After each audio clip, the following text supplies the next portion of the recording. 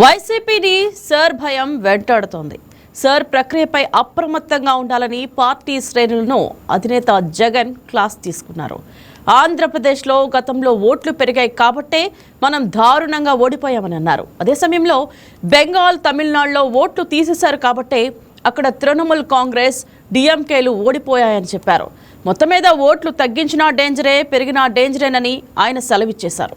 మరి ఇప్పుడు ఓట్లను పెంచాలా, తగ్గించాలా, లేక ఉన్నవి ఉన్నట్లుగా చూస్తూ ఊరుకోవాలా అనేది మాత్రం క్యాడర్కు చెప్పలేదు.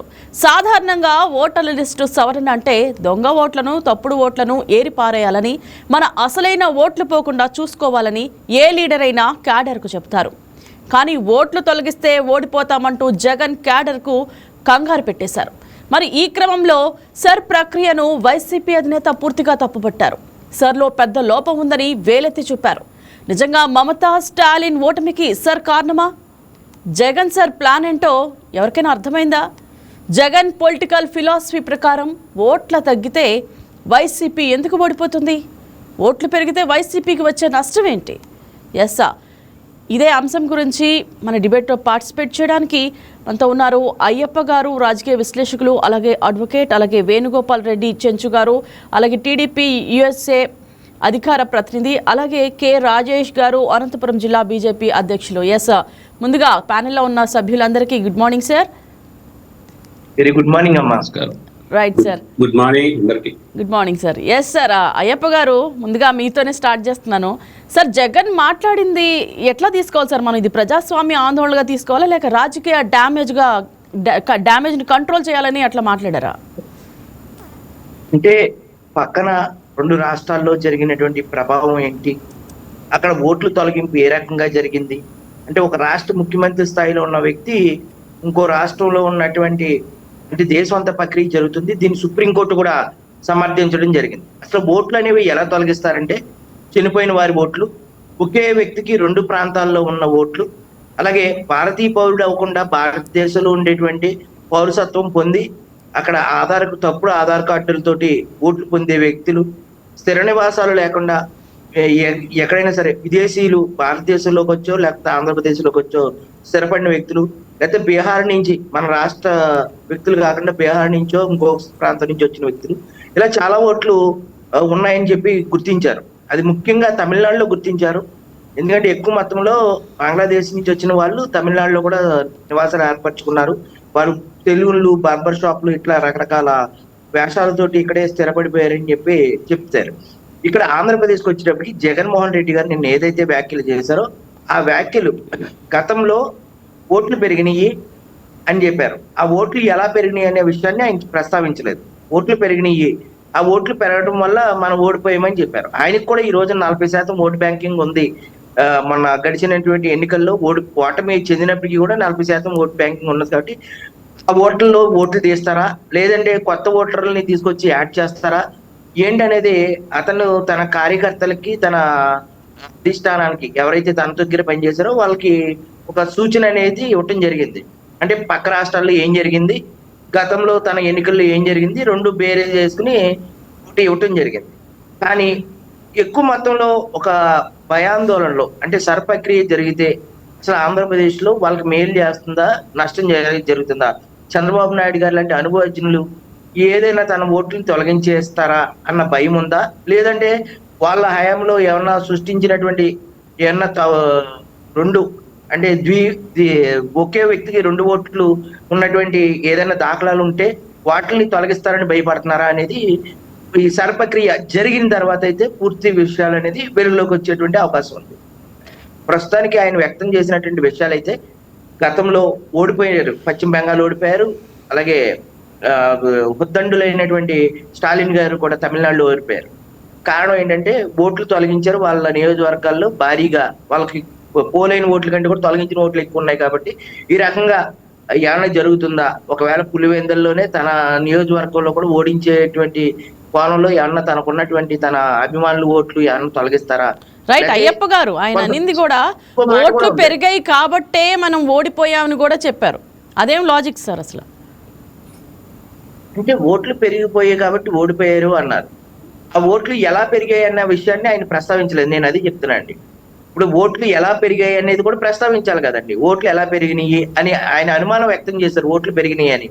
అసలు ఓట్లు పెరిగినాయి అని మనం ఎలా చెప్పగలుగుతామంటే, ఇప్పుడు ప్రతిపక్షాలకి, అధికార పక్షాలకి పోలైన ఓట్లు మొత్తం ఓటర్ల సంఖ్య ఇవన్నీ బేరే చేసుకుని, ఓకే మనకి పోలైన ఓట్లు ఇన్ని, కూటమికి పోలైన ఓట్లు ఇన్ని, నోటాకి వేసిన ఇన్ని, మొత్తం మీద ఇన్ని ఓటర్లు ఉన్నారు అనేది దాన్ని బేరే చేసుకుని సంఖ్యా ప్రాతిపదికన ఎవరికి ఎన్ని ఓట్లు వచ్చినాయని దాన్ని బట్టి మనం పెరిగినాయా తగ్గినాయని చెప్పొచ్చు.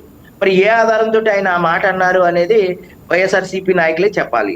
ఇంకో విషయం ఏంటంటే ఇంకో విషయం ఏంటంటే గతంలో కూడా టీడీపీ కొన్ని చోట్ల ఆరోపించారు. అటు తిరుపతిలో కూడా కొంతమంది క్యూ లైన్ లో నుంచున్న వాళ్ళకి అసలు ఓటే లేకుండా ఉన్న వాళ్ళు క్యూ లైన్ లో నుంచున్నారని, లేకపోతే ఆ గ్రామంలో ఏదైనా ఒక గ్రామంలో ఓట్ల ఎలక్షన్ జరిగింది అనుకోండి, ఆ గ్రామస్తులు అయితే గుర్తించేస్తారు వాళ్ళని. ఓకే ఇతను మన గ్రామస్తుడు, గ్రామంలో ఉన్నారు. ఎందుకంటే అన్ని పార్టీల యొక్క కార్యకర్తలు ఒకే చోట ఉండి పోలైన ఓట్లేంటి ఎవరినైనా అక్కడ కూడా ప్రచారం జరుగుతుంది. క్యూ లైన్ లో నించిన వాళ్ళని మాకు వాళ్ళకు ఉన్నటువంటి గుర్తులతో సైకిల్ చేయడం, ఫ్యాన్ గేమ్ అని, సైకిల్ గేమ్ అని, రకరకాల క్లాస్ గేమ్ అని చెప్పి టీ తాగుతున్నట్టు ఇట్లా రకరకాల సింబల్స్ తోటి వాళ్ళు ప్రచారం చేయకూడదు చేస్తూ ఉంటారు వాళ్ళకి తెలుసున్న వ్యక్తులు. కానీ ఒకవేళ ఆ లైన్ లో తెలియలేని వ్యక్తులు ఎవరైనా వచ్చారనుకోండి, అలా జరిగినాయి గతంలో.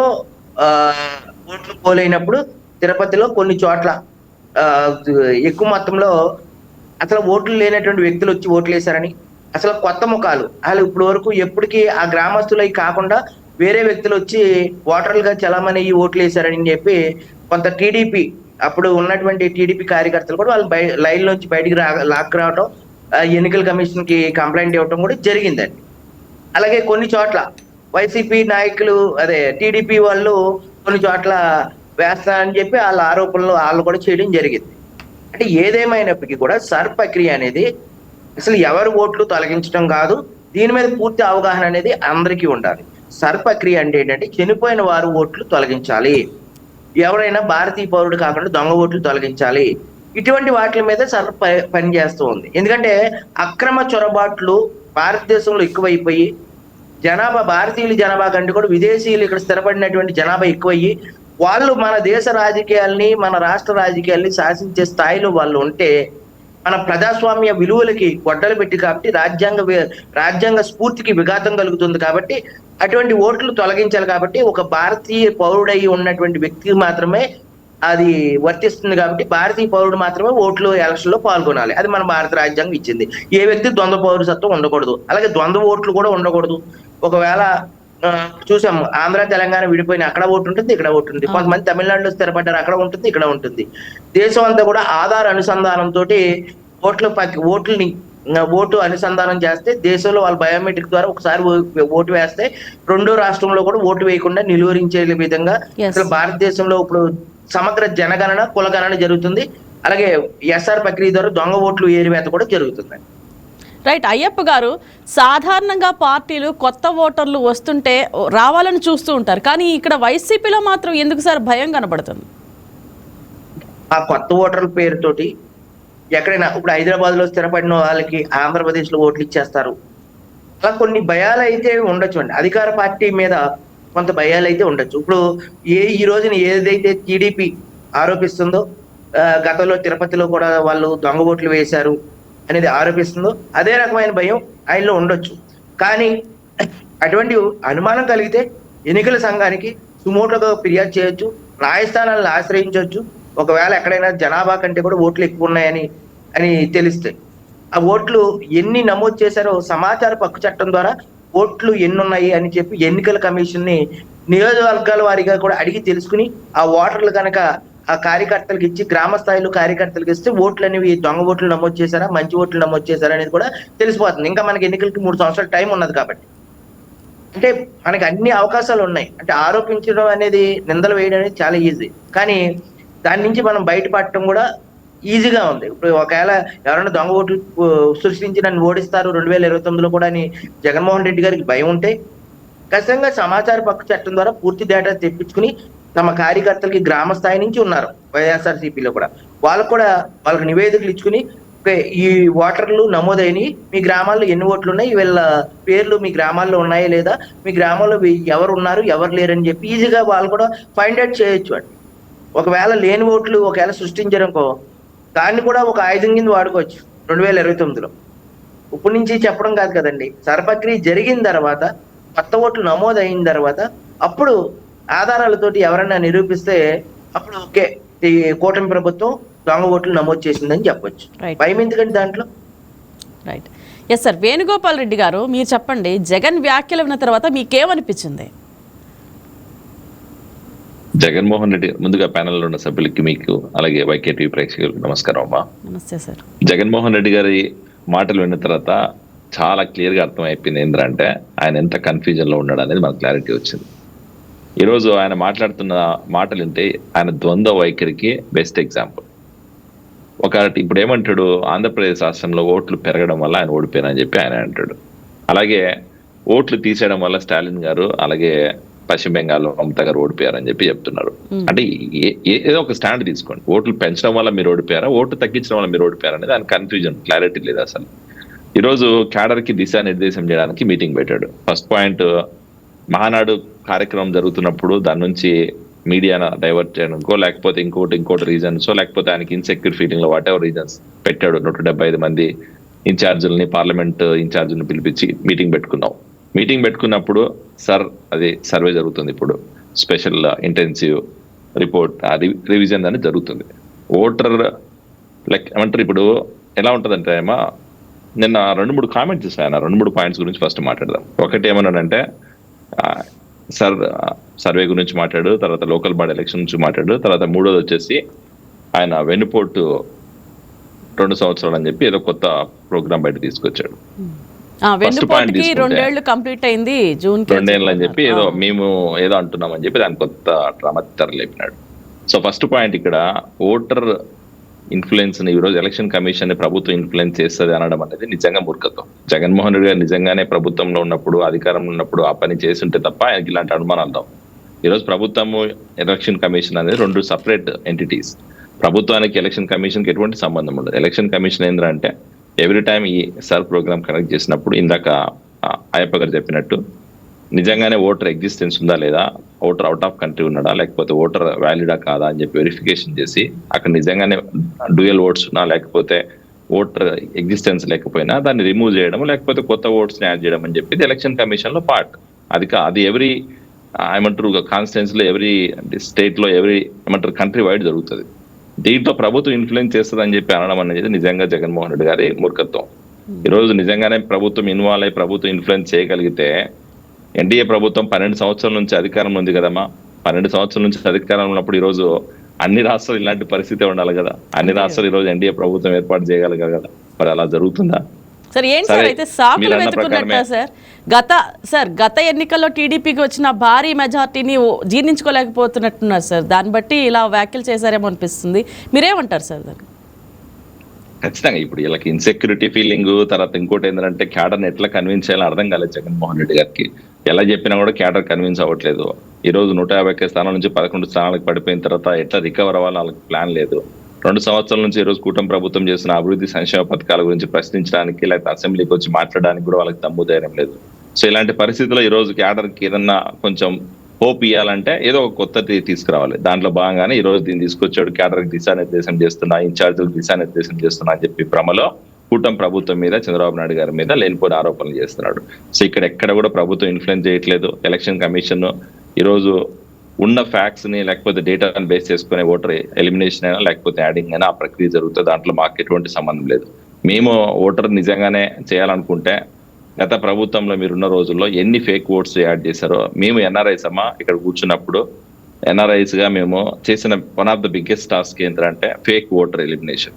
బీయింగ్ ఎన్ఆర్ఐ మేము చేసింది ఏంటంటే దగ్గర ఒక 500 మంది వాలంటీర్స్ పనిచేసి ప్రతి కాన్స్టిట్యున్సీలో అప్పుడు 2019 నుంచి 2024 వరకు ఎన్ని ఓట్స్ యాడ్ అయ్యాయి, అసలు ఆ ఓటర్ ఎగ్జిస్టెన్స్ ఉందా లేదా, ఆ ఓటర్ నిజంగా లోకల్ ఏమంటారు వాళ్ళకి హౌస్ కానీ లేకపోతే అక్కడ ఎగ్జిస్టెన్స్ ఉందా లేదా, వేరే రాష్ట్రం నుంచి వచ్చి చేసుకున్నారని చెప్పి వెరిఫికేషన్ చేసి కొన్ని వేల మంది ఓట్లని మేము డిలీట్ చేయించగలిగాం. స్టిల్ చాలా ఓట్స్ ఈ రోజు వాళ్ళు దొంగ ఓట్లున్నాయి. ఆ దొంగ ఓట్లను ఉన్నాయి కాబట్టి ఈరోజు జగన్మోహన్ రెడ్డి గారికి 40% ఓటు బ్యాంక్ వచ్చిందని చెప్పి మేము నమ్ముతున్నాం. సో ఖచ్చితంగా జగన్మోహన్ రెడ్డి గారికి వాస్తవాలు తెలుసుకోకుండా మాట్లాడుతున్నారు దాని మీద. రెండో పాయింట్ అన్నాడు, వెన్నుపోటుకి 2 ఏళ్ళు అని చెప్పి ఏదో కొత్త ప్రోగ్రామ్ బయట తీసుకొచ్చారు, దాన్ని ప్రజలకు తీసుకోవాలంటున్నారు.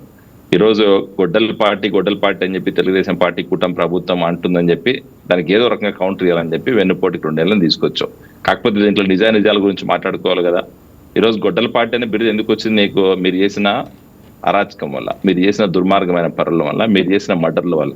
ఈరోజు గతంలో మీరు రాజకీయ స్వార్థం కోసం, కేవలం నీ అధికార దాహం కోసం మీ తాతగారి దగ్గర నుంచి, మీ నాన్నగారి దగ్గర నుంచి నీ వరకు ప్రతి ఒక్కరు కూడా చేసింది హత్య రాజకీయాలు. ప్రతి ఒక్కరు కూడా ఎంకరేజ్ చేశారు దాన్ని బేస్ చేసుకొని, లేకపోతే మీ బాబాయ్ మర్డర్ బేస్ చేసుకొని, లేకపోతే మీరు చేసిన అరాచకం 5 years లో మీరు అధికారం ఉన్న రోజులు అరాచకం బేస్ చేసుకొని మీ గొడ్డల పార్టీ అని బిరుదు వచ్చారు. మేమీ లేదు, ఈరోజు ప్రజలు ఇచ్చారు. ఆ బిరుదు ఇచ్చారు కాబట్టి మీకు అది వచ్చింది.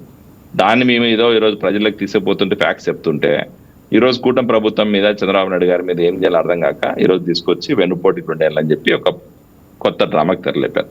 నిజంగా వెన్నుపోటుకి 2 ఏళ్ళు అని చెప్తే ప్రజలు నమ్ముతారు అనుకుంటున్నారు అసలు జగన్మోహన్ రెడ్డి గారు. ఎందుకంటే ఆమె ఈరోజు 2 సంవత్సరాలు మేము అధికారంలోకి వచ్చి ఆల్మోస్ట్ 2 సంవత్సరాల కాలంలో ఇచ్చిన సూపర్ 6 హామీలన్నీ అమలు చేశాం. అలాగే ఈరోజు కూటమి ప్రభుత్వంలో రాష్ట్రానికి పెట్టుబడులు వరదలాగా వస్తున్నాయి. ఈరోజు అటు శ్రీకాకుళం నుంచి ఇటు అనంతపూర్ వరకు అన్ని డిస్ట్రిక్ట్స్ లో డీసెంట్రలైజేషన్ కాన్సెప్ట్స్ బేస్ చేసుకొని, అటు పోలవరం దగ్గర నుంచి, ఇటు అమరావతి దగ్గర నుంచి, వైజాగ్ లో ఐటీ హబ్ దగ్గర నుంచి, అలాగే రాయలసీమ ప్రాంతంలో వివిధ ఇండస్ట్రియల్ క్యాడర్స్, ఇప్పుడు ఆటోమొబైల్ అయినా, లేకపోతే ఈరోజు ఎన్విరాన్మెంటల్ అంటే మనకున్న ఎనర్జీ రిసోర్సెస్ బేస్ చేసుకొని ఎనర్జీ రిలేటెడ్ సెక్టార్స్ అయినా, లేకపోతే ఇలాగ అన్ని ఏరియాస్ లో డెవలప్మెంట్ జరుగుతుంది. అలాగే ఇచ్చిన హామీలు కట్టుబడి అన్ని హామీలను అమలు చేశాం. ఈ రోజు మీరు ఏమని చెప్తున్నారు? 2 సంవత్సరాలు వెనుపోటు అని చెప్పి ఏం మాట్లాడుతున్నారు? అంటే ప్రజలకు వాస్తవాలు తెలియదు అనుకుంటున్నారా? లేకపోతే లబ్ధిదారులు ఏదో సూపర్ 6 ద్వారా ఎన్ని సూపర్ 6 హామీలు ఇచ్చాం, అన్ని సూపర్ 6 హామీల ద్వారా లబ్ధి పొందుతున్నా ప్రజలే ఈ రోజు తిరస్కరించే పరిస్థితి ఉంటుంది. సో మీరు చెప్పే మాటలు నమ్మే పరిస్థితి ఎవరు లేరు. ఖచ్చితంగా జగన్మోహన్ రెడ్డి గారు ఏంటంటే కేవలం ఆయన ఎగ్జిస్టెన్స్ కోసం, లేకపోతే ఏదో రకంగా ఈరోజు ఎట్లా తయారైపోయిందంటే బయట మాట్లాడుకుంటున్నారు.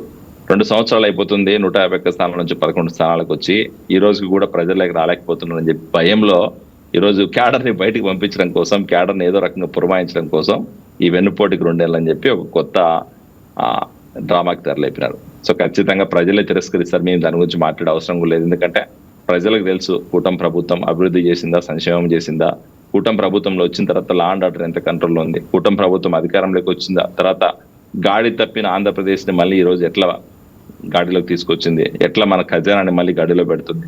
అలాగే ఈ రోజు రాష్ట్రం పోలవరం ప్రాజెక్ట్ అయినా, అమరావతి అయినా, లేకపోతే రాష్ట్రంలో ఉన్న యువతకి ఉద్యోగ అవకాశాలు లేకుండా గత 5 సంవత్సరాలు ఎలాంటి పరిస్థితులు ఉన్నాం, ఈ రోజు ఏ పరిస్థితులకు వస్తున్నామని చెప్పి ప్రజలకందరికీ తెలుసు. కాబట్టి ఈ రోజు ప్రజలే వాళ్ళని తిరస్కరించే పరిస్థితి. ఈ రోజు June 4th నుంచి June 12th వరకు ప్రజలకు వెళ్తామని చెప్తున్నారు. ప్రజలు లేకపోతే ప్రజలే ఫస్ట్ వాళ్ళని ఇళ్లలోకి కూడా రానిది. అది గుర్తుపెట్టుకోవాలి జగన్మోహన్ రెడ్డి పార్టీ నాయకులు. ఎందుకంటే ఈరోజు మేం కాదు, ప్రజలే మాకు ఈరోజు స్వచ్ఛందంగా ముందుకు వచ్చి సపోర్ట్ చేస్తున్నారు. దానికి బెస్ట్ ఎగ్జాంపుల్ నిన్నట్టు జరుగుతున్న మహానాడు ప్రోగ్రామ్ అమ్మా. చరిత్రలో ఎప్పుడు లేని విధంగా మహానాడు ప్రోగ్రామ్ ఈ రోజు వర్చువల్ హైబ్రిడ్ మోడల్లో మహానాడు జరిగితే ఈరోజు 7,50,000 పైగా 1875 క్లస్టర్స్ లో 7,50,000 మందికి పైగా ఈరోజు స్వచ్ఛందంగా ఈరోజు మహానాడు ప్రోగ్రామ్స్ ని వింటున్నారు, మహానాడు ప్రోగ్రామ్స్ ఇచ్చేస్తున్నారు. ఈరోజు పార్టీకి లేకపోతే ఈరోజు కూటమి ప్రభుత్వానికి అండగా ఉంటున్నారంటే దట్ ఇట్ సెల్ఫ్ సేస్ కూటమి ప్రభుత్వం ఎంత స్ట్రాంగ్ గా ప్రజల్లో ఉందనేది. సో ఖచ్చితంగా జగన్మోహన్ రెడ్డి గారు వెన్నుపోటుకు 2 ఏళ్ళు అంటాడో లేదా ఇంకోటి అంటాడు, కానీ ఈ రోజు ప్రజలకు తెలుసు వెన్నుపోటుదారులు ఎవరు, గొడ్డలు వేటుదారులు ఎవరు అనేది. దాని గురించి ప్రజలు నిర్ణయిస్తారు. ఇంకా లాస్ట్ది లోకల్ బాడీ ఎలక్షన్స్ గురించి మాట్లాడుతున్నాడు.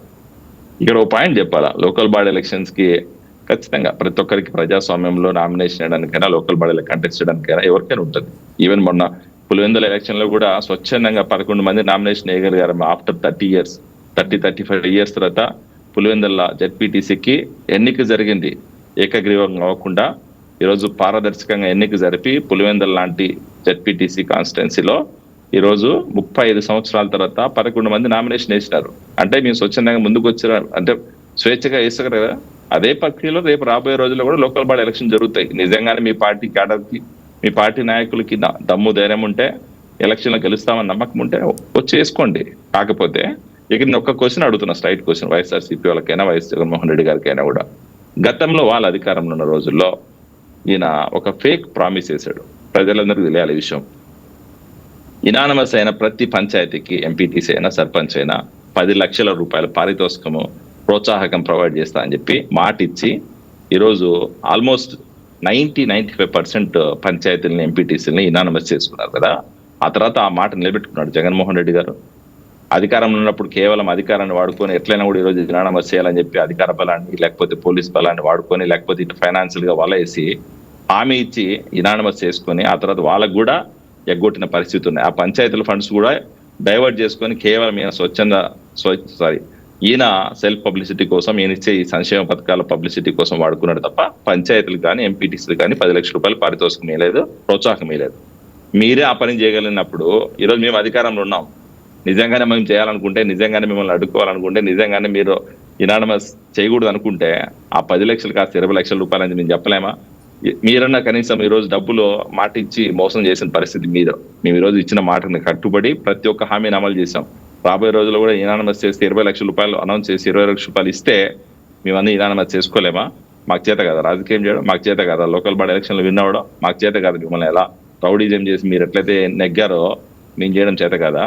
అంటే ఏంటంటే కేవలం ఇవన్నీ కూడా నిన్న ఆయన మాట్లాడిన స్పీచ్ అంతా కూడా ఎట్లుందంటే కేవలం ఈరోజు మునిగిపోయిన నావని ఎట్లా బయటకు తీసుకురావాలన్న పరిస్థితిలో మాట్లాడడం తప్ప ఈరోజు క్యాడర్ సైలెంట్ అయిపోయింది. కార్యకర్తలు ఎవరు బయటకు వచ్చి మాట్లాడట్లేదు. నాయకులందరూ కూడా ఏమంటారు ఎట్లా ఉన్నారంటే హనీమూన్ పీరియడ్ లో ఉన్నారు వాళ్ళు. సో వాళ్ళు బయటకు వచ్చి మాట్లాడాలంటే ఈ రకంగా ఏదో రకంగా వాళ్ళు బయటకు రప్పించడం కోసం, ఏదో లోకల్ బాడీ ఎలక్షన్స్ లో బేసిక్ ఎగ్జిస్టెన్స్ ప్రూవ్ చేసుకోవడం కోసం ఇలాంటి కామెంట్ చేశారు తప్ప జగన్మోహన్ రెడ్డి గారు మాట్లాడిన వాటిలో వాస్తవం లేదు. కేవలం డైవర్ట్ పాలిటిక్స్, ఇన్సెక్యూరిటీ ఫీలింగ్, లేకపోతే జగన్మోహన్ రెడ్డి గారు ఆయన ఉన్న ఏదైతే అపోహలు ఉన్నాయో అవన్నీ తీసుకొచ్చి బయటకు చెప్పారు అంతే. రైట్. Yes sir. రాజేష్ గారు మీరు చెప్పండి, నిన్న మాట్లాడిన జగన్ వ్యాఖ్యలు బీజేపీ ఎలా చూస్తుంది సార్? ప్యానెల్లో ఉన్న పెద్దలు అయ్యప్ప గారికి, వేణుగోపాల్ రెడ్డి గారికి, మీకు వైకే టీవీ ప్రేక్షకులకు అందరికీ నమస్కారాలు తెలియజేసుకుంటున్నాం. 2024 సంవత్సరం ఈ ఎన్డీఏ ప్రభుత్వం దేశవ్యాప్తంగా మన రాష్ట్రంలో అద్భుతమైన మెజార్టీతో గెలిచినాక ప్రజల సంక్షేమము, ప్రజల యొక్క బాగోగులు, ఈ రాష్ట్రం యొక్క అభివృద్ధి గురించే మా నాయకులు చంద్రబాబు నాయుడు గారైనా, లేకపోతే మన పవన్ కళ్యాణ్ గారైనా, పైన ఉన్న నరేంద్ర మోడీ గారైనా ఇవే మేము చూస్తున్నాం. కానీ జగన్మోహన్ రెడ్డి గారికి అధికారం పోయిన తర్వాత పూర్తిగా అభద్రతా భావంలోకి వెళ్ళిపోయినాడు. ఇంకా 2 సంవత్సరాలైనా ఆ అభద్రతా భావం నుంచి బయటపడలేకపోతున్నాడు. ఇప్పుడు ఉన్న క్యాడర్ని ఏ విధంగా రెచ్చగొట్టాలి, లేకుంటే ప్రజల్లో ఒక భయాందోళన సృష్టించాలి, అదే కాన్సెప్ట్తో ఆ పార్టీ నాయకులు పనిచేస్తారు. ప్రజల యోగక్షేమాలు వీళ్ళకి పట్టవు, ప్రజల అభివృద్ధి పట్టదు, లేకపోతే ఈ రాష్ట్రంలో ఇన్ఫ్రాస్ట్రక్చర్, లేకపోతే ఈ రాష్ట్రంలో పెట్టుబడులు ప్రోత్సహిస్తున్నది ఎవరు? కూటమి ప్రభుత్వం. మీరు అటువంటి వాళ్ళని భయాందోళనకు గురి చేసి లేనిపోని అపోహలు సృష్టించి ఏదో జరిగిపోతుంది రాష్ట్రంలో అనే ప్రచారం తప్ప ఏమీ జరగదండి. అద్భుతమైన ప్రగతి సాధిస్తుంది ఈ రాష్ట్రంలో. 2 సంవత్సరాలు మనం చూసాం. సర్ అనేది ఒక ఎన్నికల సంస్కరణలో భాగంగానే దీన్ని తీసుకొచ్చారు. సర్ అనేది మన రాష్ట్రంలో ఒకటే కాదు, ఒకేసారి దాదాపు అంటే 19 రాష్ట్రాల్లో 5వ తారీఖు నుంచి ప్రారంభమవుతుంది. ఇది స్వయం ప్రతిపత్తి గల ఒక సంస్థ, ఎన్నికల సంఘం చేసే పని. దీంట్లో ఏముంటాయి? కొత్త ఓట్లు వస్తే తప్పేముంది? ఇప్పుడు 18 సంవత్సరాలు నిండిన యువకులకు అవకాశము, వాళ్ళందరూ కొత్త ఓటరు నమోదు కావాల్సిందే. ఈ మైగ్రేటెడ్ ఉన్నారు, అవి తొలగిస్తాము తప్పకుండా, అది వెళ్ళిపోతాయి. అది మనం తొలగించేది కాదు, ఇంకోటి కాదు, వాళ్ళ సంస్థ, ఎన్నికల సంస్థ ఆ పని చేస్తుంది. దాంట్లో తప్పేముంది? లేకుంటే డబుల్ ఓటర్స్ ఎక్కడన్నా ఉన్న ఓటర్లు తొలగిస్తారు, లేకుంటే డెత్ అయిన ఓటర్స్ను తొలగిస్తారు. అలాగే ఉంటే వీళ్ళ చేసిన పని దొంగ పని మనం చూసాం. తిరుపతి బై ఎలక్షన్స్ జరిగితే బస్సులు వేసుకొని వచ్చి పుంగనూరు నుంచి, లేకపోతే పీలేరు నుంచి, లేకపోతే మదనపల్లి నుంచి జనాలను తీసుకొచ్చి ఓటర్గా ఓట్లు వేయించుకునే ప్రయత్నం చేశారు. ఓట్లు వేయించుకున్నారు, కానీ ఎక్కడ బద్వేల్లో జరిగినా అదే పని చేశారు, లేకపోతే నెల్లూరు జిల్లాలో జరిగినా అదే పని చేశారు, తిరుపతి పార్లమెంట్ ఎలక్షన్ లో జరిగిన అదే చేశారు. ఈ ఓట్లన్నీ ఎక్కడ తొలగిపోతాయో అనే ఒక భయంలో ఉండాలి. ద్వంద్వ ఓట్లు ఉండేది తప్పుడు విధానము. ఆ విధానాన్ని తొలగించాల్సిందే. అది ఎన్నికల సంఘం చేస్తుంది. దాంట్లో మనం కానీ పాత్ర ఏముంటుంది? మనది రాజకీయ పార్టీల పాత్ర ఏముంటుంది? మనం BLA 1 అసెంబ్లీకి 1 నియామకం చేసుకోవచ్చు. బూత్ ఒకరిని BLA 2 బూత్ లెవెల్ ఏజెంట్స్ ఒకరిని పెట్టుకోవచ్చు. ఆ BLOలతో సమన్వయం చేసుకొని మనం వాళ్ళ వెంబడి వెళ్ళి ఆ ఇల్లు మ్యాపింగ్ చేసి ఈ ఇంట్లో ఓట్లు ఎన్ని ఉన్నాయి, అవి సక్రమమా అక్రమమా, అవి అక్రమం అయితే తొలగించమని మనం చెప్తాము, సక్రమం అయితే ఉంచమని చెప్తాము.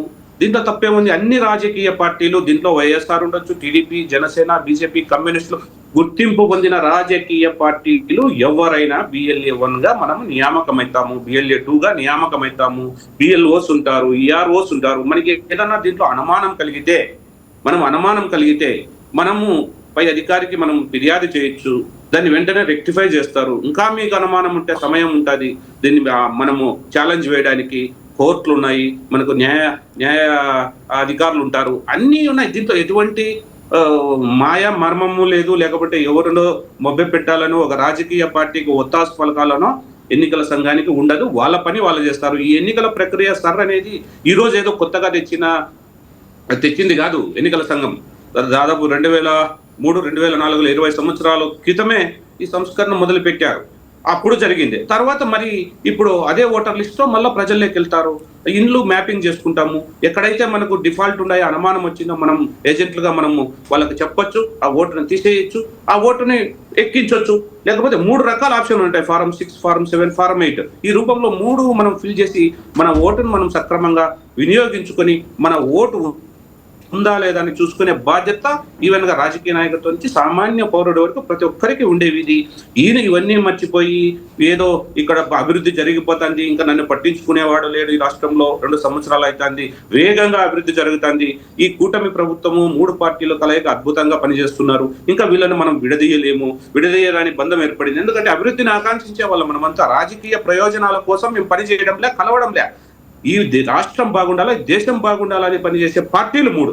అందుకోసమే ఈరోజు అహర్నిశలు ఈరోజు ముఖ్యమంత్రి గారు కానీ, ఉప ముఖ్యమంత్రి గారు కానీ, లోకేష్ గారు కానీ ఈ రాష్ట్రం కోసం పనిచేస్తున్నారు, కష్టపడుతున్నారు. ప్రజలకు ఏ ఇబ్బందులు ఉన్నా వాళ్ళే దగ్గరుండి చూసుకొని ఈ రోజు ముందుకు పోతుంది ప్రభుత్వము. అటువంటి దాని మీద ఏదో లేనిపోని వాళ్ళు చేసిన భయభ్రాంతులు, వాళ్ళు చేసిన హత్యలు, వాళ్ళు చేసిన దుర్మార్గాలు, 5 సంవత్సరాలు వాళ్ళు చేసిన భూ కబ్జాలు అయితేనేమి, లేకపోతే స్కాములు, ఇవన్నీ తప్పించుకోవాలంటే ఏదో ఒకటి నింద వేయాలి వీళ్ళ మీద, ఆ పార్టీని వ్యక్తిగతంగా దూషించాలా, వ్యక్తిగతంగా బదనాం చేయాలనే ఒకే ఒక తలంపుతో ఈరోజు పనిచేస్తుంది ఆ పార్టీ. అంత తప్ప వాళ్లకు ఈ దేశ ప్రయోజనాలు లేకపోతే రాష్ట్ర ప్రయోజనాలు, రాష్ట్ర ప్రజలు వాళ్ళకు అవసరం లే. కేవలం రాజకీయ స్వార్థం కోసం ఎప్పుడెప్పుడు అధికారంలోకి మనం ఎక్కాలా, ఎప్పుడెప్పుడు పీఠం అధిరోహించాలా అనే ఒక గొప్ప సంకల్పంతో వాళ్ళు పనిచేస్తున్నారు. అది కుదరదు. ప్రజలను మెప్పించినప్పుడే మనం గద్దెనెక్కుతాం. ఏ స్థానిక సంస్థల ఎన్నికలైనా, లేకపోతే ఇంకా ఏ ఎలక్షన్స్ అయినా ప్రజలను మెప్పించకపోలేక ఎంతసేపు ఉన్నా నువ్వు మీ వాళ్ళని పిలిపించి అక్కడ ఏదో ఈరోజు మహానాడు జరిగిపోతుంది, మంచి స్పందన ఉంది, ఈరోజు రాష్ట్రానికి దిశానిర్దేశం చేస్తున్నారు. దీన్ని ఏ విధంగా డైవర్ట్ చేయాలా, మీడియాను డైవర్ట్ చేయాలా, ప్రజలను డైవర్ట్ చేయాలా, రాజకీయ పార్టీలను డైవర్ట్ చేయాలా అనే ఒక తలంపుతో నీ పక్షం, నీ రాజకీయం ఏమన్నా చేస్తూ, కానీ ప్రజల్ని ఇబ్బంది పెట్టి రాజకీయ ద్వేషాలు పెంచి ప్రజలకు ఉన్న సంబంధాలను విడగొట్టాలని చూస్తూ ఊరుకునే ప్రసక్తే లేదు. మేము చట్టపరంగా ఏది ఎదుర్కోవాలో దాన్ని ఎదుర్కొంటాం. మేము చట్టపరంగానే పోతున్నాం. ఇంతవరకు అయింది. మీరు తప్పు చేశారని మీ తప్పుల్ని మేము ఎండగడుతూనే ఉన్నాం. మీరు చేసిన స్కాముల్ని మేము బయటకు తీస్తున్నాం. ఎవరైతే చట్ట పరిధిలో మీరు తప్పు చేశారో ఖచ్చితంగా లోపలికి పోవాల్సిందే. మీరు తప్పు చేయని వాళ్ళకి ఏ పార్టీలో ఉన్నా, వైఎస్ఆర్ పార్టీలో ఉన్నా, ఇంకోటి ఉన్నా, మేము ఎవరిని మాట్లాడము. మా అభివృద్ధి మాకు ఉన్న మంత్రం ఒక్కటే, ఈ రాష్ట్రం బాగుపడాలా.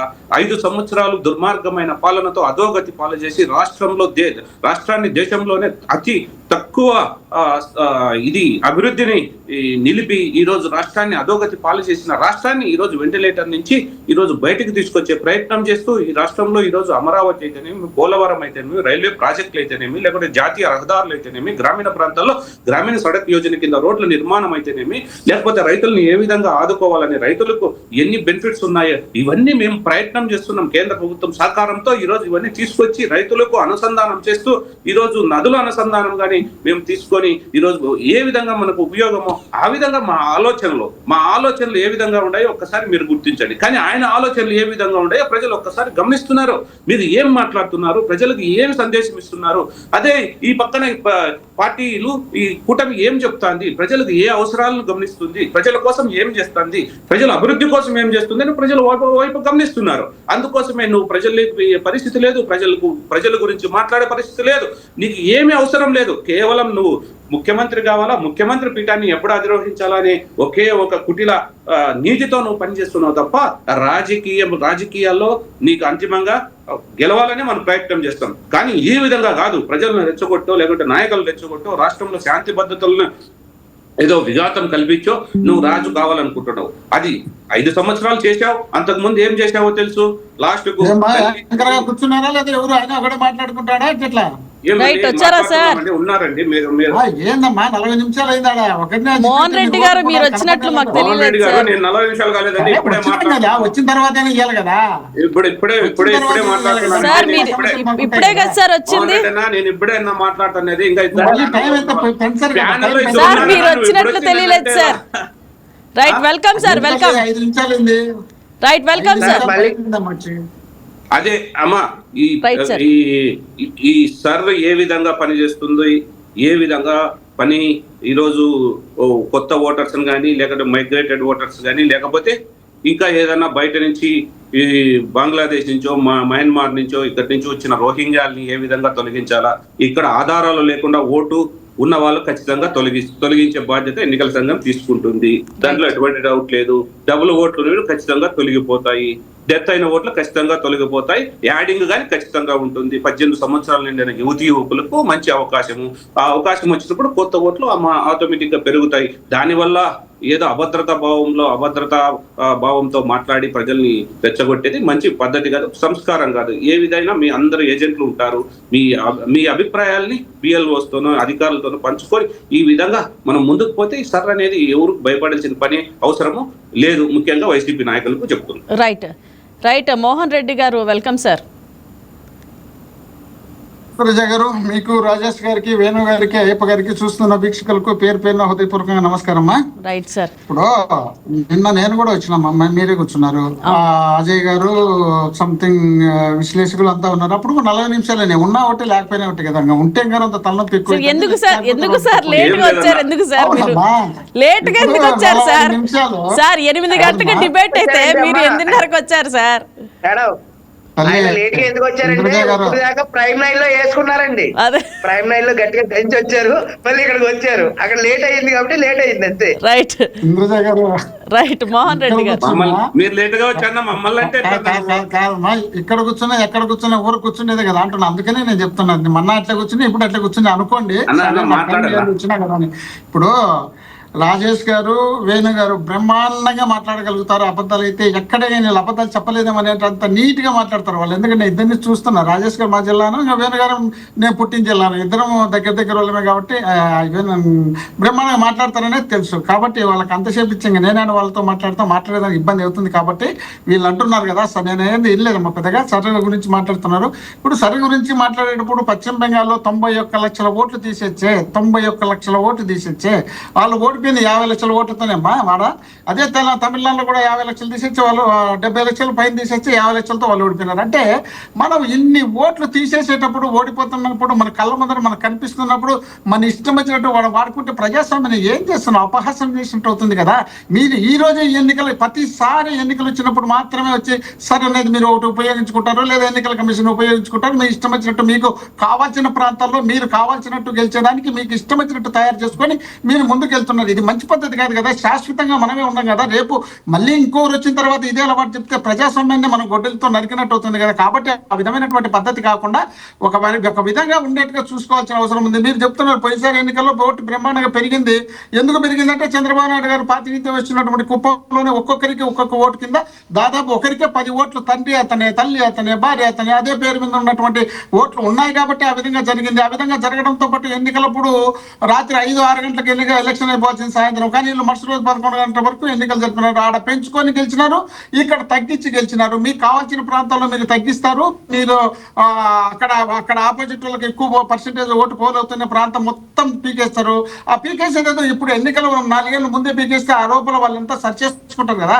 లాస్ట్ ఎన్నికల ముందంటే వచ్చి చక్క మీకు కావాల్సింది చేసేసి ఆ తర్వాత ఎన్నికల కమిషన్ వాడుకొని ఇష్టం వచ్చినట్టు ఇరగదీసి అవతల వాళ్ళను బయటికి వస్తే కొడతామనే విధంగా తయారు చేసి పెడతారు ఎన్నికల కమిషన్ ద్వారా, అధికారుల ద్వారా. ఈ విధంగా చేసిన తర్వాతనే మీరు ఆటోమేటిక్ గా గెలిచేందుకు అవకాశం ఏర్పడుతుంది. ఆ అవతల వాళ్ళు భయపడిపోయి ఇబ్బంది పడే పరిస్థితి వస్తుంది. ఎందుకంటే మేము కొట్టుకుంటే అది వేరుగా ఉంటుంది, మేము కొట్టుకోం కదా.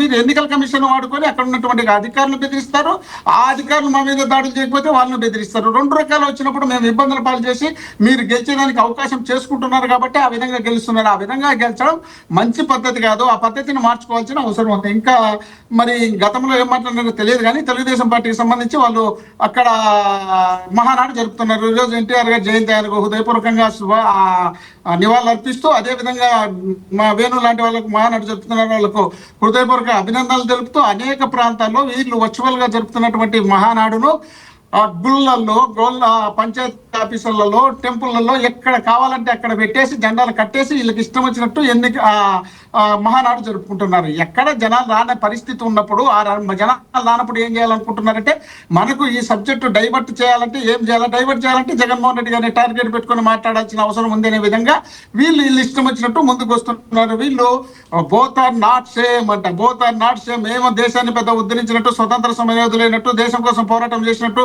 దేశంలో వీళ్ళు మాత్రమే బ్రహ్మాండంగా ఇచ్చినట్టు వీళ్ళు ఇష్టం వచ్చినట్టు 50 సంవత్సరాల అనుభవం కలిగినటువంటి మనము 50 సంవత్సరాలు 15 సంవత్సరాలు ప్రతిపక్షము, 10 సంవత్సరం మనము చెప్పుకోవడానికి ఒక్క పథకం లేకుండా ఓటేసే పరిస్థితి లేకపోతే, ఆంధ్రప్రదేశ్ లో ఉన్నటువంటి పార్టీలతో పాటు దేశంలో ఉన్నటువంటి పార్టీలన్నీ కలుపుకొని, మీడియాను మొత్తం కలుపుకొని వీళ్ళు ఎన్నికలకు రావడమే కాకుండా, ఈ రాష్ట్రంలో ఎన్టీ రామారావు గారిని అభిమానించే సినీ ఫీల్డ్, ఆ తర్వాత ఎన్టీ రామారావు కన్నా ఎక్కువ అభిమానించినటువంటి తర్వాత చిరంజీవి గారిని, ఆ కొనిదెల వారి ఫ్యామిలీని అభిమానిస్తే, ఆ కొనిదెల వారి ఫ్యామిలీని కూడా మీరు కలుపుకొని 15 సంవత్సరాలు ప్రధానమంత్రి, 15 సంవత్సరాలు ముఖ్యమంత్రిగా పనిచేసినటువంటి నరేంద్ర మోడీ గారు బలమైనటువంటి నాయకుడిని కలుపుకొని, ఎన్నికల కమిషన్ కలుపుకొని మీరు ఎన్నికల్లో వస్తే మీకు వచ్చింది 54% అయితే, జగన్మోహన్ రెడ్డి గారు సింగిల్ గా ఒకే ఒక్కడు 40-50 సంవత్సరాల వయసు కలిగినటువంటి జగన్మోహన్ రెడ్డి గారు ఎన్నికలకు వస్తే 40% వచ్చినాయి. శబాస్ జగన్మోహన్ రెడ్డి అనాల్సిన అవసరం ఉంది. ఎందుకంటే మీరు ఎన్నికల కమిషన్ ఉంది, ఎలక్షన్ మీ ఇష్టం వచ్చినట్టు నడుపుకున్నారు, మీడియా మీ ఇష్టం వచ్చినట్టుంది. రాష్ట్రంలో ఉన్నటువంటి, దేశంలో ఉన్నటువంటి పార్టీలు, భారతదేశంలో ఏ రాష్ట్రంలో కాంగ్రెస్ బీజేపీ కలిసి ఉన్న సందర్భాల్లో ఆంధ్రప్రదేశ్ లో బీజేపీతో కాంగ్రెస్ పార్టీ కూడా కొల్లిడైపు ఎన్నికలకు వచ్చినారు కాబట్టి మీరు ఆ సీట్లు వచ్చినాయి, మీరు ఆ ఓట్లు వచ్చినాయి. దాన్ని మనం దృష్టిలో పెట్టుకొని మాట్లాడాలి కదా. ఏదైనా మాట్లాడేప్పుడు ఇష్టం వచ్చినట్టు మాట్లాడితే సరిపోదు కదా. కాబట్టి దాన్ని మనం దృష్టిలో పెట్టుకోకుండా మన ఇష్టం వచ్చినట్టు మనం మాట్లాడుకుంటూ పోతున్నాం కాబట్టి, జనం చూస్తున్నారు కాబట్టి, జనం మనం ఏ కార్యక్రమం పెట్టినా దగ్గరికి రాలేదు కాబట్టి, జనం రానప్పుడు ఏం చేయాలంటే జగన్మోహన్ రెడ్డి గారిని టార్గెట్ పెట్టి మాట్లాడాలనే ఉద్దేశంలో భాగంగా గొడ్డలి పార్టీ కదా. మీరు 15 సంవత్సరాలు ముఖ్యమంత్రిగా ఉన్నారు కదా, 50 సంవత్సరాల అనుభవం కదా. మరి గొడ్డలి పార్టీ అయినప్పుడు మేమే ఒక్క నిమిషం లేదు, మీరు గత మన దాంట్లో మీ మహానాడు మాట్లాడింది అదే కదా. మీరు అదే కాన్సెప్ట్ పెట్టుకున్నారు. ఎందుకంటే మీ కార్యకర్తల్లో వైఎస్ఆర్ కాంగ్రెస్ పార్టీ రాకూడదనే నినాదాన్ని బయట తీసుకుపోవాలని మీ చంద్రబాబు నాయుడు గారు ట్రైనింగ్ ఇచ్చినారు కాబట్టి, గొడ్డలి పార్టీ అనండి అని చెప్తున్నారు కాబట్టి, జగన్మోహన్ రెడ్డి గారు ఏమన్నారు దానికి? ఇక్కడ వేణుగారు అక్కడ చంద్రబాబు నాయుడు గారు చెప్తున్నారు కాబట్టి దాని గురించి మాట్లాడాల్సిన అవసరం ఉంది కాబట్టి మాట్లాడుతున్నాం. అది కాబట్టి మీ జగన్మోహన్ రెడ్డి చేసింది ఏంటి అంటున్నా? అదే సార్, అదే చెప్తా. మీరు చేసినటువంటి ఘనకార్యాలన్నీ మీరు పక్కన పెట్టేసి, మీరు ఘనకార్యాలు చేసినారు కదా. మీరు ముందు కాంగ్రెస్ పార్టీలో ఉన్నారు, కాంగ్రెస్ పార్టీలో మంత్రి పదవి తీసుకున్నారు, అక్కడ వెన్నుపోటు పొడిచినారు. ఆ వెన్నుపోటు పొడిచిన తర్వాత చంద్రబాబు నాయుడు గారి కాళ్ళు పట్టుకొని, ఆయన దగ్గర చంద్రబాబు నాయుడు గారు పోయి రామారావు గారి కాళ్ళు పట్టుకొని తెలుగుదేశం పార్టీలో చేరినారు. తెలుగుదేశం పార్టీ చేరిన తర్వాత ఆయనకు ఎన్నుపోటు పొడిచే పర్వాలేదు, ఎన్నుపోటుతో పాటు రోడ్డు పైన చెప్పులతో కొట్టించి ఆయన మెడబట్టి దొప్పించి ఆయన చావు కారణమైనారు. ఆయన కొడుకును ముందే తీసుకొని మంత్రి పదవి ఇచ్చినారు. ఎమ్మెల్యేగా గెలిచిన తర్వాత మంత్రి పదవి నుండి పీకేసినారు. మళ్ళా రాజ్యసభ ఇచ్చినారు. రాజ్యసభ ఈ రాష్ట్రం కోసం ఆయన రిజైన్ చేసి ఆ రాజ్యసభ తీసేసి మళ్ళీ రాజ్యసభ ఇవ్వకుండా పోతే ఆయన మానసిక క్షోభకు గురి చేసి యాక్సిడెంట్ చనిపోయేట్టుగా చేసినారు. ఎన్టీఆర్ నందమూరి అనే పేరునే రాష్ట్రంలో లేకుండా చేయాలనే ఉద్దేశంలో నారావారి పేరే బయటికి రావాలనే ఆలోచనలో భాగంగా ఈ రోజు మీరు వర్కింగ్ ప్రెసిడెంట్ గా లోకేష్ గారికి ఎందుకు ఇస్తున్నారు? అదే నందమూరి బాలకృష్ణ అని ఆయన ఉన్నాడు కదా, బాలకృష్ణ దాదాపు 3 సార్లు ఎమ్మెల్యేగా బ్రహ్మాండమైన మెజార్టీతో హిందూపూర్ గెలిచినారు కదా. మీరు ఒకసారి గెలిచి ఒకసారి ఓడిపోయినటువంటి వ్యక్తులు మీకే ఎందుకు ఆ వర్కింగ్ ప్రెసిడెంట్ ఎలా? వారికే ఎందుకు రావాలా? నందమూరి వారికి ఎందుకు రాకూడదు? వాళ్ళ కుటుంబం ఈ రాష్ట్రంలో చేయాలనే ఉద్దేశంలో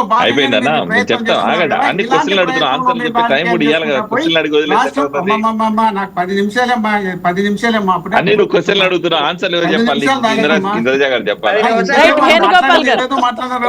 మోహన్ రెడ్డి గారు మళ్ళీ మీ దగ్గర మోహన్ రెడ్డి గారు మళ్ళీ మీ దగ్గర మీరు అడిగిన ప్రశ్నలకు వేణుగోపాల్ మోహన్ రెడ్డి గారు మీరు అడిగిన ప్రశ్నలకు వేణుగోపాల్ గారు సమాధానాలు చెప్తారంట. ఒకసారి విందాం.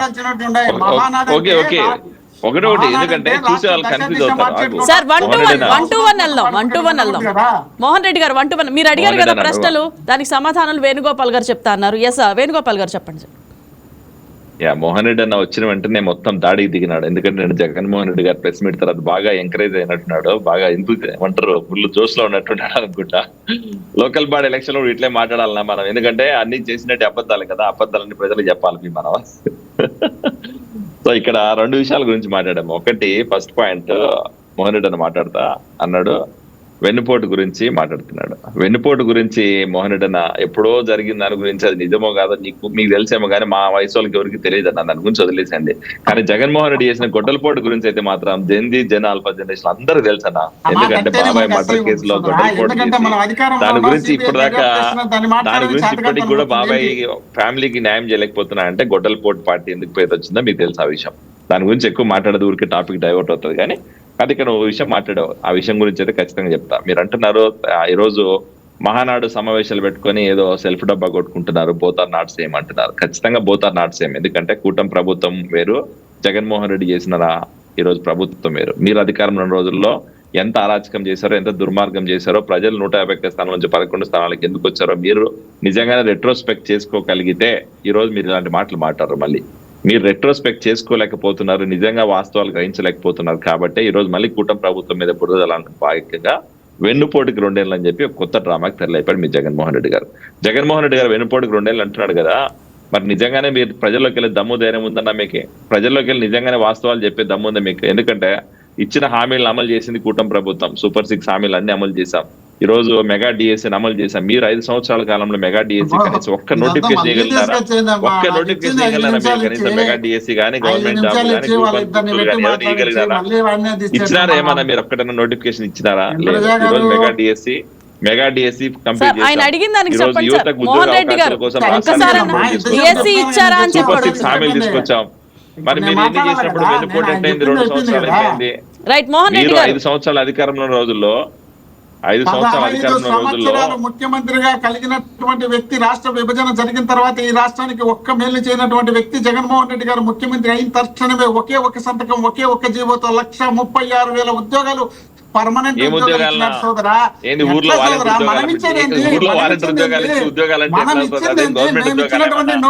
నిజంగానే మీరు ఆ రోజు 1,30,000 ఉద్యోగాలు ఇచ్చింటే ఆ 1,30,000 ఉద్యోగాలు ఎందుకు పర్మనెంట్ చేయలేకపోయినారు? ఎందుకు పర్మనెంట్ చేయలేకపోయారు? ఎందుకు మీకు వైఎస్ఆర్సీపీ కార్యకర్తలుగా మోహన్ రెడ్డి గారు డెవలప్ చేసింది మేమే. మోహన్ రెడ్డి గారు అన్ని ఉద్యోగాలు సార్ వినండి ఒక్క నిమిషం, అన్ని ఉద్యోగాలు ఇచ్చినప్పుడు దాన్ని ఎందుకు పర్మనెంట్ చేయలేకపోయారు అని అంటున్నారు. కట్టించింది మేమే. రైట్ మోహన్ రెడ్డి గారు అన్ని ఉద్యోగాలు ఇచ్చినారంటున్నారు కదా, 1,30,000 ఉద్యోగాలు మీ వైసీపీ వాళ్ళకి ఇచ్చుకున్నారు కదా, మరి ఎందుకు వాటిని పర్మనెంట్ చేయలేకపోయారు? ఎందుకు ఈ రోజు వాలంటీర్లు పడ్డారు? మీ జగన్మోహన్ రెడ్డి గారు నిజంగానే చిత్తశుద్ధి ఉంటే, నిజంగానే మీ జగన్మోహన్ రెడ్డి 1,30,000 ఉద్యోగాలు ఇచ్చింటే అది గవర్నమెంట్ ఉద్యోగాలు అయితే వాటిని ఎందుకు మీరు పర్మనెంట్ చేయలేకపోయారు? చెప్పండి. ఒక్క నిమిషం సోదరా, ఒక్క నిమిషం సోదరా, మీరు చాలా మాట్లాడండి, నాకు కొంచెం అవకాశం. ఎందుకంటే చూసేవాళ్ళు నువ్వు మాట్లాడేదానికి నేను చెప్తున్నా అంతే. 1,36,000 ఉద్యోగాలు ఒకే సంతకం ఒకే జీవితంలో భారతదేశ చరిత్రలో ఏ రాష్ట్రంలో ఏ ముఖ్యమంత్రి చేయని విధంగా ఆంధ్రప్రదేశ్ లో 3 సంవత్సరాల పరిపాలనలో 5 సంవత్సరాల్లో 3 సంవత్సరాలు పోయింది. 1 సంవత్సరం స్థానిక ఎన్నికలకు టైం పట్టింది, 2 సంవత్సరాలు కరోనాకు పోయింది. ఉన్న 2 సంవత్సరాల చరిత్రలో కని విని ఎరగని రీతిలో జగన్మోహన్ రెడ్డి గారు ఆంధ్రప్రదేశ్ కు సంబంధించిన చేసిన సందర్భం ఉంది. మాట్లాడుతూ కావాలంటే మళ్ళీ ఒకటి పెట్టుకుందాం. అదే విధంగా 3 సంవత్సరాల్లోనే మీరు 30 సంవత్సరాలు 50 సంవత్సరాల అనుభవం కలిగినటువంటి వ్యక్తులు 16 సంవత్సరాలు ముఖ్యమంత్రిగా అవకాశం ఇస్తే ఒక్క పేరు మనకు చెప్పుకోవడానికి లేకపోతే మనం జనం చీకొడుతున్నారు కాబట్టి మనం ముఖ్యమంత్రిగా ఎన్నుకోవడానికి జనం ఇష్టపడలేదు కాబట్టి రాష్ట్రంలో ఎవరెవరు ఇంపార్టెంట్ పర్సన్స్ ఉన్నారో వాళ్ళందరినీ కలుపుకోవడంతో పాటు రాష్ట్రంలో బ్రహ్మాండమైనటువంటి సినీ క్రేజ్ అభిమానం ఉన్నటువంటి కొనిదల వారి కుటుంబాన్ని కూడా కలుపుకొని మనం పోతే ఎట్లా ఇది కూడా గెలుపు అనుకుంటే ఎట్లా? ఇక్కడ సిద్ధాంత పరంగా వేరు మనం బాగా ఫిట్నెస్ గా ఉండే వాళ్ళని కూడా మనం తప్పులు పడితే ఎట్లవుతుంది? మీరు ఇంతమంది కలిసి ఇన్ని రకాలుగా పోరాటం చేస్తే, ఇన్ని రకాలుగా మోసాలు చేస్తే, ఇన్ని రకాలుగా అబద్ధాలు చెప్తే, పార్టీలో పనిచేసినటువంటి వ్యక్తులను పక్కన పెట్టి 100 కోట్లు డబ్బులు ఇచ్చిన వాళ్ళకి టికెట్లు ఇస్తే మీరు ఇన్ని చరిత్రలు తీసుకొని మోహన్ రెడ్డి గారు పొత్తులు పెట్టుకోవటం కరెక్ట్ కాదంటున్నారా మీరు? నేను పొత్తులు పెట్టుకోవడం కరెక్ట్ కాదు. పొత్తులు పెట్టుకొని మీరు మేము గొప్ప వాళ్ళని చెప్పుకోవడం కరెక్ట్ కాదు. సింగిల్ ఎందుకంటే ఈ రోజు పొత్తులు పెట్టుకోవడానికి రీజన్ ఎవరు? పొత్తులు పెట్టుకోవడానికి ఆంధ్రప్రదేశ్ రాష్ట్రంలో మీరు అధికారం ఉన్న రోజుల్లో మీరు చేసిన అరాచకం కాదా? పొత్తులు పెట్టుకోవడానికి రీజన్ అరాచకాలు ఎవరు? మీరు చేస్తున్నారు. నడి రోడ్లు మీరు చేసిన దుర్మార్గమైన పాలన వల్ల, మీరు చేసిన అరాచకం వల్ల రాష్ట్రం రావణ కాస్ట్ అవుతుంటే చూస్తూ ఊరుకోలేక ఈ రోజు ప్రతిపక్షం ఉన్న పార్టీలన్నీ ఒక తాటి మీదకి వచ్చి పొత్తు పెట్టుకున్నాయి. ప్రతిపక్షంలో ఉన్న అన్ని పార్టీలన్నీ కలిపి ఈ దుర్మార్గమైన పాలనని అణచివేయాలనే ఉద్దేశంతో ఒక తాటి మీదకి వచ్చాయి. అది తప్పైందా మీకు? అది మీ తప్పైందా అంటున్నా? అంటే అందరూ కలిసి వస్తే మీకేం రావాలి? మీరు నిజంగా ప్రజలకు సేవ చేస్తే ప్రజలు ఎన్నుకోవాలిగా మిమ్మల్ని. ఎందుకు ఎన్నుకోలే? మీ పరిపాలన రాష్ట్రంలో ఉన్నటువంటి పేద బడుగు బలహీన వర్గాలకు హామీ ఇచ్చి ఒక్కటి కూడా నెరవేర్చలేండి. అది మీ పరిపాలన. ఈ రోజు ఎవరికి హామీ ఇచ్చాం, ఎవరికి హామీ ఇవ్వలేదు. ఈ రోజు ఒకటి గుర్తుపెట్టుకో, మీకు అర్థం కాలనుకుంటా. మీకు అంటే మీరు ఖచ్చితంగా ఈ రోజు బ్లూ మీడియా 18 సంవత్సరాలు ఉంటే 50 సంవత్సరాలు ఎస్టీ మహిళలకు పెన్షన్ ఇస్తామని చెప్పి పెన్షన్ ఇవ్వలేదు. అది మీ అసమర్థ పరిపాలన. మీరు రాష్ట్రంలో ఉన్నటువంటి మహిళలందరికీ పెన్షన్ ఇస్తామని చెప్పి ఇవ్వలేదు. అది మీ పరిపాలన. సూపర్ మొత్తం అన్ని అత్రప్లాప్ చేసినటువంటిది అది మీ పరిపాలన. గ్యాస్ సిలిండర్ కనీసం ఇస్తామని చెప్పి గ్యాస్ సిలిండర్ ఒక్కటిచ్చి క్లోజ్ చేసినటువంటి అది మీ పరిపాలన. మోహన్ రెడ్డి గారు నిన్న జగన్ చేసిన వ్యాఖ్యల గురించి మాట్లాడదాం సార్ ప్రక్రియ గురించి. మోహన్ రెడ్డి గారు ప్రక్రియ గురించి మాట్లాడదాం. జగన్ గారు నిన్న క్యాడర్ ని ఉద్దేశించి మాట్లాడారు కదా, ఏ ఓట్లు పెంచినా తప్పే పెరగపోయినా తప్పే. అసలు క్యాడర్ ని కన్ఫ్యూజ్ చేశారు. అసలు భయం చెప్తున్నారా, అంటే భయపడాలని చెప్తున్నారా, జాగ్రత్త పడాలని చెప్తున్నారా? క్యాడర్కి అర్థం కాకుండా పోయింది. అసలు మీరేమంటారు సార్? ఇప్పుడు కాదమ్మా, వాళ్ళు ఏం చేస్తారంటే కుప్పానికి సంబంధించి చుట్టుపక్కల తమిళనాడు ఉన్నటువంటి ఓటర్లను చేర్చుకొని ఒక్కొక్క వ్యక్తికి 10 ఓట్లతో కార్యక్రమం చేసినారు. ఆ తర్వాత ఇక్కడ ఏం జరుగుతుందంటే ఎక్కడ బాగా అధికంగా ఓట్లు ఉన్నాయో అధికంగా వైఎస్ఆర్సీపీకి సానుకూలంగా ఉన్నటువంటి ప్రాంతాల్లో మొత్తం తీసేస్తారు. ఇల్లు మీరు జాగ్రత్త పడండి. జాగ్రత్తగా పడకపోతే పశ్చిమ బెంగాల్లో ఏం జరిగిందో, తమిళనాడు ఏం జరిగిందో, ఈ విధమైనటువంటి ఎన్నికలు దేశంలో మనం కల్లారా చూస్తున్నాం కాబట్టి ఈ చూస్తున్నటువంటి ఎన్నికలను పరిగణలోకి తీసుకొని మీరు యాక్టివ్ గా ఉండండి అని చెప్పి గ్రామ స్థాయి నుండి కమిటీలు వేసిన తర్వాత జగన్మోహన్ రెడ్డి గారు అలర్ట్ చేసి ఖచ్చితంగా మీరు స్థానిక ఎన్నికల్లో వార్డు మెంబర్ నుండి సర్పంచ్ వరకు మొత్తం పోటీ చేయండి. తెలుగుదేశం పార్టీ వాళ్ళలాగా పోయి తెలంగాణలో మేము పండుకుంటాము, మీరు ఎన్నికలు చేతులు ఎత్తేయండి అని చెప్పి మేము చెప్పము. మీరు పోటీ చేయాలా, మీరు పోటీ చేయకపోతే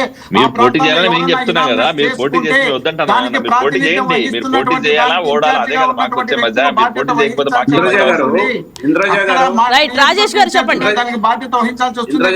రాజేష్ గారు చెప్పండి. ఏ ఒక్కరిని కూడా మేము బెదిరించడం కానీ రాజేష్ గారు మాట్లాడండి. మోహన్ రెడ్డి గారు ఎక్స్ప్రెస్ ఆగరు, మీరు మాట్లాడేసేయండి.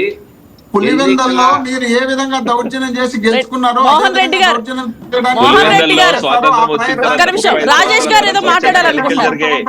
రాజేష్ గారు మీరు కంటిన్యూ చేయండి. రాజేష్ గారు 35 సంవత్సరాల తర్వాత ఎట్లుందంటే ఈ రోజు బంగ్లాదేశ్ నుంచి, మయన్మార్ నుంచి, పాకిస్తాన్ నుంచి 90 లక్షల మంది అక్రమంగా వచ్చి వాళ్ళ ఓటర్ కార్డు లేకపోతే ఆధార్ కార్డు చేసుకొని ఈడ ఓట్లేదు 75 వాళ్ళు సంవత్సరాల స్వతంత్ర భారతదేశంలో 15 సంవత్సరాల ప్రధానమంత్రిగా ఉన్నటువంటి మీకు ఈ రోజు కనపడింది, ఆ రోజు కనపడలేదు మీరు చెప్పిందంతా విన్నాము, మేము చెప్పేది వినాలి కదన్నా. 15 సంవత్సరాలు ప్రధానమంత్రి సార్, 15 సంవత్సరాలు ప్రధానమంత్రి. 90 లక్షల మంది అక్రమంగా దేశం లేక చొరబడి దేశ ప్రయోజనాలను ఈ రోజు దేశ ప్రయోజనాల కోసం అదే మనం 15 సంవత్సరాల నుండి ప్రధానిగా ఉన్నా ఏం చేసినట్టు? 90 లక్షల టర్ములు ప్రధానమంత్రిగా ఉన్నటువంటి వ్యక్తులు ఏం చేసినట్టు? అల్లుళ్ళు మేపినట్ల మేపల్లా మన భారతదేశంలో వాళ్ళని పెట్టుకొని 90 లక్షల మంది ఈ రోజు అల్లుళ్ళు మేపినట్ల మేపల్లా. ఈ రోజు తమిళనాడులో ఎవరున్నారు? మన వాళ్ళు 70 లక్షలు కోరుకుంటున్నారా? రాజేష్ గారు ఆవేశపడకుండా ఆన్సర్ చెప్పండి. రాజేష్ గారు గట్టిగా మాట్లాడితే నిజమని నమ్ముతారని అనుకోవడం భ్రమా, నిజమని నమ్ముతారనుకోవడం భ్రమా. బాధ్యత ఉంది. మీరు ఆవేశపడకుండా ఆన్సర్ చెప్పాల్సిన బాధ్యత పశ్చిమ బెంగాల్ అట్టున్నప్పుడు తమిళనాడులో ఇట్టేందుకు అంటున్నా? తమిళనాడులో రాజస్థాన్ లో గుజరాత్ లో మన జరిగిన ఎన్నికల్లో మహారాష్ట్రలో ఏం చేశారు? రైట్, మోహన్ రెడ్డి గారు ఒకసారి విందాం రాజేష్ గారు చెప్పేది. ఎస్ రాజేష్ గారు. ఈ రోజు పశ్చిమ బెంగాల్లో గానీ తమిళనాడులో గానీ లక్షలాది మంది బంగ్లాదేశ్ నుంచి, మయన్మార్ నుంచో, పాకిస్తాన్ నుంచో వచ్చి ఓటు హక్కు కల్పించుకొని వాళ్ళకు అక్కడ రాజకీయ నాయకులు, అక్కడ ముఖ్యమంత్రులు ఓట్లు కల్పించి వాళ్ళకి అన్ని సంక్షేమ అభివృద్ధి పథకాలు ఇస్తూ వాళ్ళు దేశంలో ఇంకా మేము ఇక్కడే ఉండిపోతాం, మేము అల్లుళ్ళుగా ఉంటాం, ఇక్కడే పందికొక్కలా తిని ఈ దేశాన్ని ఉగ్రవాద దేశంగా మార్చామంటే చూస్తూ ఊరుకుంటే మేము దేశభక్తి గల వాళ్ళము. దేశభక్తి మీలాగా ఎవరు మాకు గెలిపే పరమావధిగా చూడం, మేమాదిరే దొంగ ఓట్లతో గెలవాలని చూడము. ఈ దేశంలో ఎవరున్నా ఏరి పారేసే ఖచ్చితంగా తీసుకుంటారు. అలాంటి వాళ్ళని పరిస్థితి తీసుకుంటుందన్నా, అలాంటి వాళ్ళని ఖచ్చితంగా తన్ని తరుముతాం. ఎందుకంటే ఈ దేశంలో ఉగ్రవాదాన్ని పెంచి పోషిస్తున్న బంగ్లాదేశ్ మీకేమన్నా బాధ? 70 లక్షలు ఉగ్రవాదులు వచ్చంటే ముఖ్యమంత్రి కావాలనేది 90 లక్షల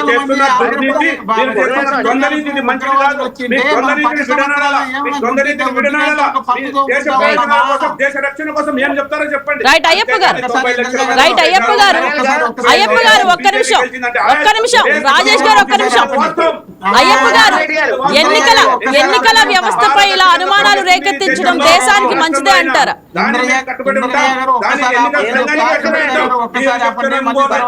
రాజేష్ గారు ఒక్క నిమిషం సార్, ఒక్క నిమిషం అయ్యప్ప గారు మాట్లాడారు. ఒకే నిమిషం మళ్ళా మాట్లాడుతున్నారు. 90 లక్షల మంది పశ్చిమ బెంగాల్కు వచ్చి ఉంటే 10 సంవత్సరాలుగా ప్రధానమంత్రిగా ఉన్నటువంటి మనము చూస్తూ వాళ్ళని మేపుతూ ఉన్నామా? ఏం రాజేష్ గారు, మోహన్ రెడ్డి గారు ఒక్క నిమిషం. అయ్యప్ప గారు మీరు చెప్పండి సార్, మీరు చెప్పండి. రాజేష్ గారు, చరిత్రలో రాజ్యాంగాన్ని భారతదేశాన్ని భ్రష్టు పట్టడానికి మీరు తయారైనారు. 200 లక్షల మోహన్ రెడ్డి గారు, రాజేష్ గారు ఒక్క నిమిషం అండి, ఒక్క నిమిషం పనులు చేసే పరిస్థితి. రైట్, మోహన్ రెడ్డి గారు ఒక్క నిమిషం. గ్రామీణ ఉపాధి హామీ పథకం మోహన్ రెడ్డి గారు చట్టం తెచ్చి రాజశేఖర రెడ్డి గారు రైట్, మోహన్ రెడ్డి గారు ఒక్క నిమిషం అండి, ఒక్క నిమిషం. రాజేష్ గారు, మోహన్ రెడ్డి గారు ఒక్క నిమిషం. అయ్యప్ప గారు చెప్పండి. రైట్, ఒక్క నిమిషం ఆగండి సార్. మోహన్ రెడ్డి గారు, రాజేష్ గారు, మోహన్ రెడ్డి గారు గ్యాప్ ఇవ్వండి ఒక్క నిమిషం. అయ్యప్ప గారు, ఎస్ రాజేష్ గారు ఒక్క నిమిషం ఆగండి సార్.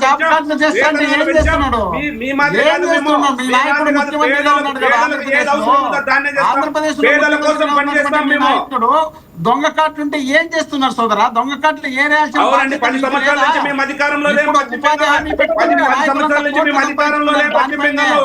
ఉపాధి హామీ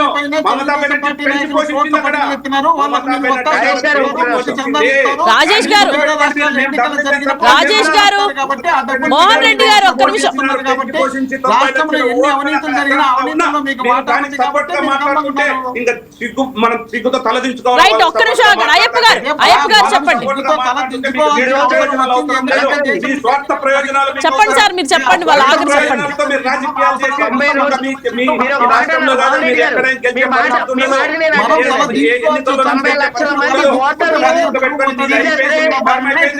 ఎవరైనా సరే నా ఓటు తొలగించారు అని చెప్పి 90 లక్షల మందిలో ఎవరైనా స్వతంత్రంగా నా ఓటు తొలగించారని చెప్పి ఎవరైనా మీడియా ముందుకు కానీ ఎన్నికల కమిషన్ కానీ ఫిర్యాదు చేసినటువంటి ఒక దాఖలాలు తమిళనాడులో కానీ బంగ్లాదేశ్ లో పశ్చిమ బెంగాల్లో కానీ ఉన్నాయా?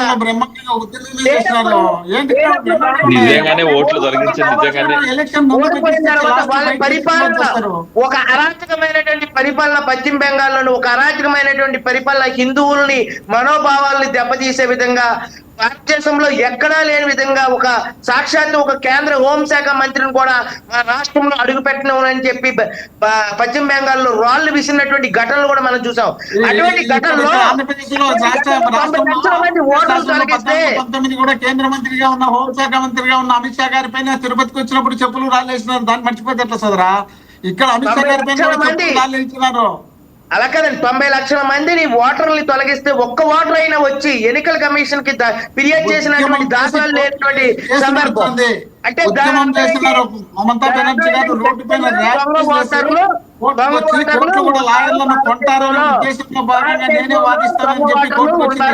భారతదేశం ఏమి ధర్మసత్రం కాదండి. ఇది మీకెంత బాధ్యత ఉందో నాకు అంతే బాధ్యత ఉంది. ఒక దేశం వాడు వచ్చి ఈ దేశంలో, అదే కనుక అమెరికా వెళ్ళి ఒక దేశం వాడు ప్రధానిగా ఉన్నారు ఉండగలడా? వ్యక్తులు అప్పుడు ఎందుకు ఈ దేశం చుట్టూ తీవ్ర పడవలు ఉన్నాయి. మీరు ఎప్పుడు ఓడిపోతామని తెలిసి అప్పుడు భారతదేశం ఈ దేశం ఇంకో దేశం అని కలుపుతారు. గమ్మగా సైగ్గా ఉంటారు. మోహన్ రెడ్డి గారు, 90 లక్షల ఓట్లు తొలగిస్తే ఒక్కరైనా కేసు పెట్టారా అని అడుగుతున్నారు సార్. తమిళనాడులో కోర్టులో కేసు నడుస్తుంది. కోర్టులో లాయర్లను కూడా కొంటారని ఆమె లాయర్ తీసుకొని మాట్లాడుతుంది. ఆ కేసు మనం చూస్తున్నాం. చూసి కూడా మనం ఎట్లా చూడనట్టు నటిస్తే ఎట్లా? మమతా బెనర్జీ గారు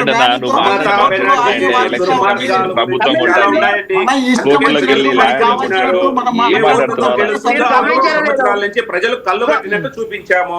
10 సంవత్సరాలు ఏ విధంగా కళ్ళు కట్టినట్టు ప్రజలు చూశారు. దేశ ప్రజలు దేశ ప్రయోజనాల కోసం పనిచేస్తే ఇలాంటి రాజకీయ నాయకులు సమర్పించారంటే మనం ఏ స్థితిలో ఉన్నామో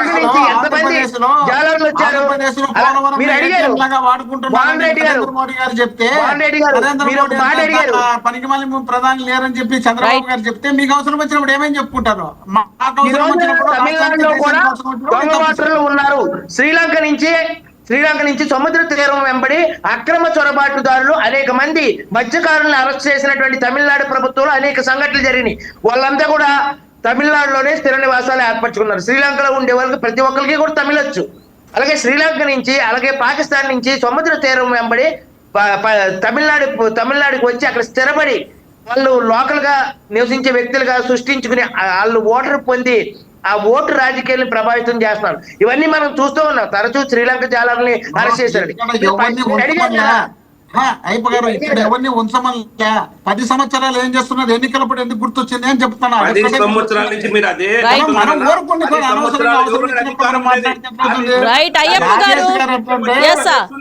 గారు, వేణుగోపాల్ రెడ్డి గారు, రాజేష్ గారు, మోహన్ రెడ్డి గారు, డిబేట్ లో పార్టిసిపేట్ చేసినందుకు చాలా థ్యాంక్ యూ సార్, ధన్యవాదాలు. మరొక డిబేట్ లో మళ్ళీ కలుద్దాం. ఓటర్ లిస్టు సవరణపై జాగ్రత్త చెప్పడం వరకు బాగానే ఉంది. కానీ ఓట్లు పెరిగినా ప్రమాదం, తగ్గినా ప్రమాదం అని మాట్లాడితే ప్రజలకు ఒక డౌట్ వస్తుంది. అసలు భయం ప్రజల తీర్పుకా లేక ఓటర్ లిస్టుకా? ప్రజాస్వామ్యంలో రాజకీయ పార్టీల పని ఓట్లను కాపాడుకోవడం కాదు, ప్రజల నమ్మకం కాపాడుకోవడం. ఎందుకంటే నిజమైన ఓటర్ ఒకసారి కోపం వస్తే లిస్టులో పేరు తీసేయాల్సిన పని లేదు. బ్యాలెట్ దగ్గరే పార్టీని తీసేస్తాడు. చివరికి గుర్తుంచుకోవాల్సింది ఒక్కటే, ఓటు వేసేది ప్రజలు, తీర్పు చెప్పేది కూడా ప్రజలే. That's all for now. Keep watching YK TV. ఇది తెలుగువారి గుండె చప్పుడు.